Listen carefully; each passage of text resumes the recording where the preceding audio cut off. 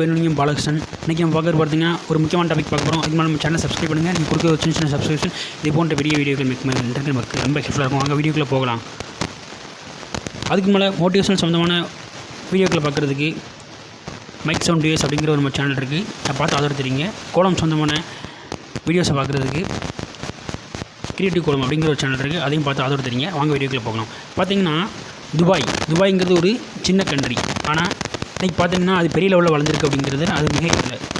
ஏன்னா இது காரணம் பார்த்திங்கன்னா அந்த நாடோடைய கவர்மெண்ட்டு அது ஃபுல்லாக வந்து பாலைவனம் தான், டெசர்ட்னுப்பாங்க. ஸோ அந்த டெசர்ட்டில் பார்த்திங்கன்னா நிறைய நம்ப முடியாத நிறைய தெரிஞ்சிருக்கிறாங்க அவங்க. ஸோ அவங்க அது என்ன பண்ணியிருக்காங்க அப்படிங்கிறது ஸ்டெப் பை ஸ்டெப்பாக வீடியோக்குள்ள போய் பார்க்க போகிறோம். பார்த்திங்கன்னா ஆன்டி நேச்சர் அப்படிங்கிறது செயற்கையாக உருவாக்குனது. இப்போ பார்த்திங்கன்னா ஸ்னோஃபால்ஸ் அப்படிங்க. அந்த ஸ்னோஸ்லாம் பார்த்திங்கன்னா அவங்க செயற்கையாகவே உருவாக்கி வச்சுருக்காங்க. அதாவது அந்த அண்டார்டிகாவில் இருக்கிறது எப்படியோ பனிப்பிரதேசங்கள் இருக்குமோ அந்த லெவலில் அப்படியே அது செயற்கையாக உருவாக்கி வச்சுருக்காங்க. இதை சொன்னால் அவங்களால நம்ப முடியுமா அப்படின்னு பார்த்திங்கன்னா அது உண்மை. அதே மாதிரி பார்த்திங்கன்னா பஸ் ஸ்டேஷன்ஸ் பார்த்திங்கன்னா 2 பஸ் ஸ்டாண்ட். இப்போ நம்ம ஊர்லாம் எப்படி இருக்குன்னா பஸ் ஸ்டாண்ட் இருக்கும். அந்த பஸ் ஸ்டாண்டில் பார்த்திங்கன்னா ஆப்போசிட்டில், அதாவது இப்படி போனால் லெஃப்ட்டில் போகிறதுக்கு ஒரு பஸ் ஸ்டாண்ட் இருக்கும், ரைட்டில் இந்த சைடு போகிறதுக்கு ஒரு பஸ் ஸ்டாண்ட் இருக்கும். அப்படி தான் இருக்கும். ஆனால் சேம் தான், அந்த மாதிரி தான் இருக்குது பஸ் ஸ்டாண்டு. ஆனால் பார்த்திங்கன்னா பஸ் ஸ்டாண்டில் ஏசி, ஆப்போசிட்டில் இருக்க பஸ் ஸ்டாண்டு ஏசி.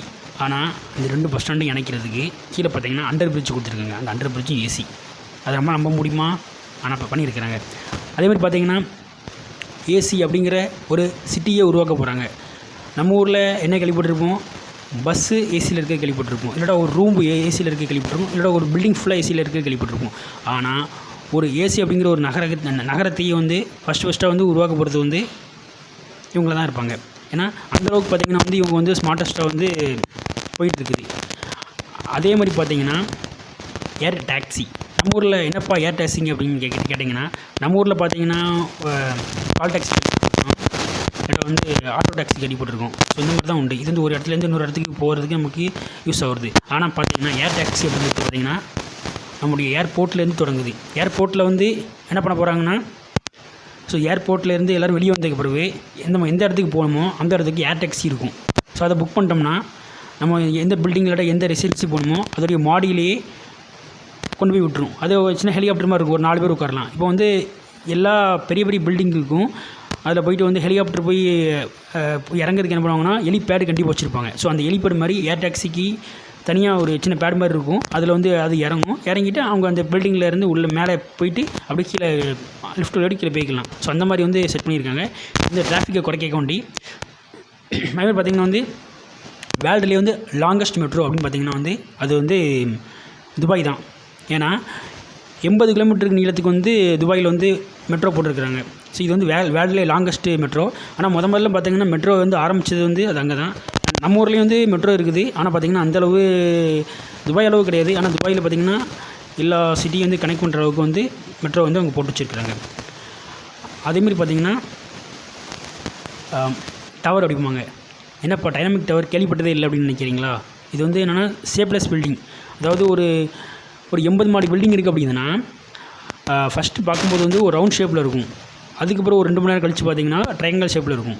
அடுத்து ஒரு 2 மணி நேரம் கழித்து பார்த்திங்கன்னா அது ஒரு ஹெக்ஸாங்கல் ஷேப்பில் இருக்கும். அந்த மாதிரி நேரத்துக்கு நேரம் ஷேப்லெஸ்ஸாக மாறிக்கிட்டே இருக்கணும். அதாவது மாறிக்கிட்டே இருக்கும். ஏன்னா அதை பார்த்திங்கன்னா அதை ஒவ்வொரு ஃப்ளோரும் என்ன பண்ணியிருப்பாங்கன்னா இப்போ சின்ன குழந்தைங்க டாய்ஸ் விளாட்டுதாங்களா, அதாவது மேலே ஒரு ஜாயின் மாதிரி கொடுத்துருப்பாங்க. அதில் டர்ன் பண்ணுற மாதிரி இருக்கும் 360 டிகிரி. அந்த மாதிரி ஒரு பில்டிங்கும் என்ன பண்ணுவாங்க, ஒரு ஃப்ளோர் என்ன ஆகுதுன்னா 360 டிகிரியில் 2 ஹவர்ஸ்க்கு வரைக்கும் டர்ன் ஆகிற மாதிரி செட் பண்ணி வச்சுருப்பாங்க.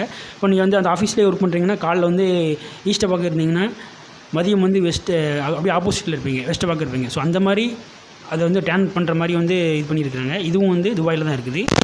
அதே மாதிரி பார்த்திங்கன்னா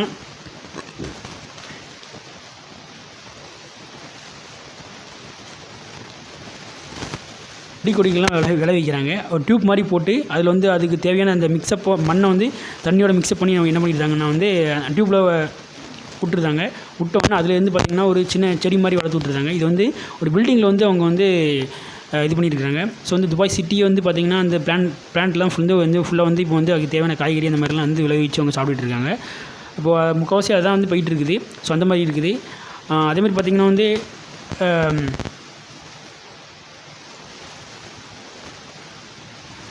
அது ஆர்டிஃபிஷியல்.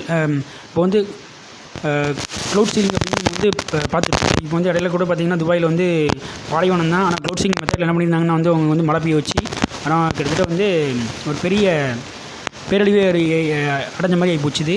அதாவது துபாயில் வந்து வருஷத்துக்கு பார்த்திங்கன்னா வந்து எவ்வளோ பெய்யும் மழை பெய்யும், மில்லிமீட்டர் மழை தான் பெய்யும். ஆனால் 130 துபாயில் பார்த்திங்கன்னா 130 மில்லிமீட்டர் தான் வருஷத்துக்கு மழை பெய்யும். ஆனால் ஒரே நாளில் கொட்டித்த மழையோடைய அளவு பார்த்திங்கன்னா வந்து 200 மில்லிமீட்டர் மழை. இது வந்து என்னாச்சுன்னா வந்து 1.5 வருஷம் பெய்யக்கூடிய மழை ஒரே நாளில் பெஞ்சிச்சு. அதனால் துபாய் சிட்டி ஃபுல்லாமே ஸ்தம்பிச்சு போச்சு. இதுக்கு காரணம் என்னென்னு பார்த்திங்கன்னா வந்து க்ளவுட் சீலிங் அப்படிங்கிற மெத்தடில் என்ன பண்ணியிருக்காங்கன்னா வந்து அதாவது சில்வர் அயோடைட் அப்படிங்கிற வந்து ஒரு ட்ரீட்டை வந்து வானத்தை தூங்கும்போது என்ன ஆகுதுன்னா வந்து அது வந்து க்ளவுடிங்கில் வந்து அது ரைன் வந்து ஃபார்ம் ஆகி நம்மளுக்கு வந்து மழை பெய்யுது. வந்து செயற்கை மழை அப்படிம்பாங்க.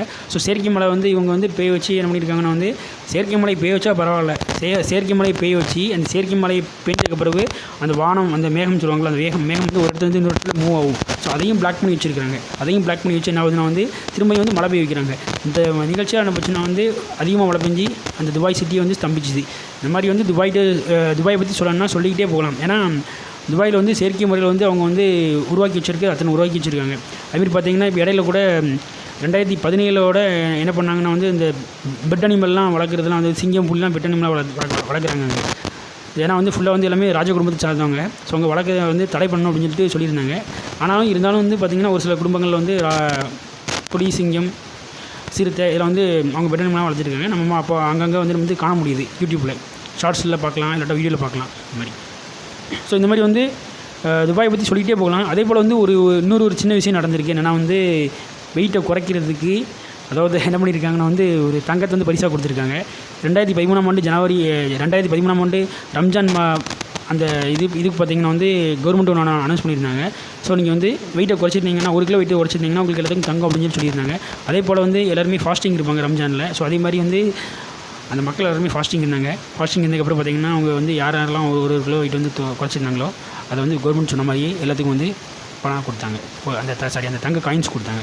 இது உண்மை. ஸோ இதே மாதிரி நம்ம ஊரில் இதெல்லாம் வந்து செயற்கையாக இருந்தால் நல்லாயிருக்கும் அப்படின்னு நினைக்கிறீங்க. அதை இங்கே கமெண்ட் பாக்ஸில் கமெண்ட் பண்ணுங்கள். இந்த மாதிரியான விஷயங்களை நீங்கள் தெரிவிக்க நம்ம சேனலை சப்ஸ்கிரைப் பண்ணுங்கள். இதே போல் மற்றொரு வீடியோவில் உங்களை சந்திக்க வர உங்களின் விருது உங்கள் அன்பு பாலசன். தேங்க்யூ. Hats off.